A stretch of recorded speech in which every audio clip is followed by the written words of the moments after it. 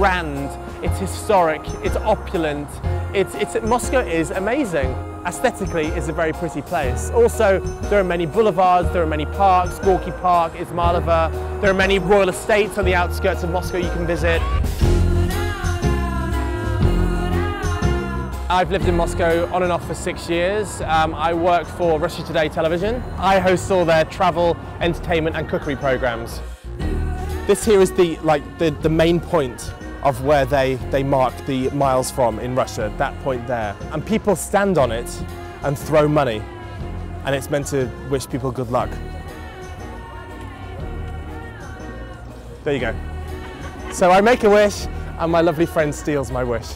Only in Russia. It's like a frog with its tongue with a fly. This building behind us is called Goom. It's an old department store. It's actually been here for 100 years. It's like the Harrods of Moscow. It's the epitome of New Russia.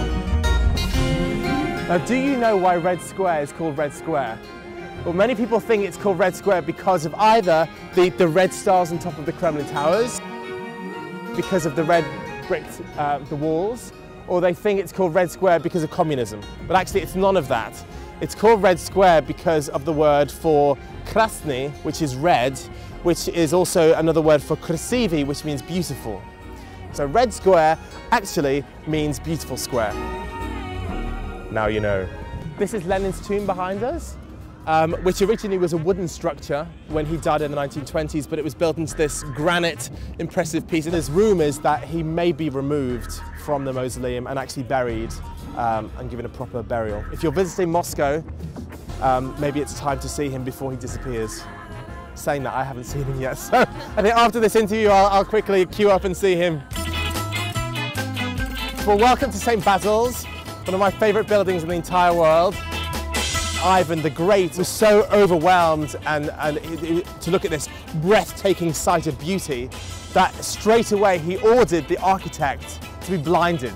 Seize him out with his eyes so he can never create anything so beautiful again. But I was told since that that's probably not a true story because the architect went on after this to build the cathedral in Kazan. I think the thing I love about Moscow and Russia is the history here is just staggering. It's been so tumultuous, especially in the last 100 years. Living in Moscow has been an amazing experience. It is a challenge. I'm not saying that it's all brilliant. You know, some people can be quite down. There is corruption. There is minus, 30 in the winter. That happens. But I think if you're a positive person, you make the most out of everything. You thrive on new adventures, experience and opportunity, then Moscow and traveling is a great place to and great thing to do. Thank you. And do svidaniya. Goodbye.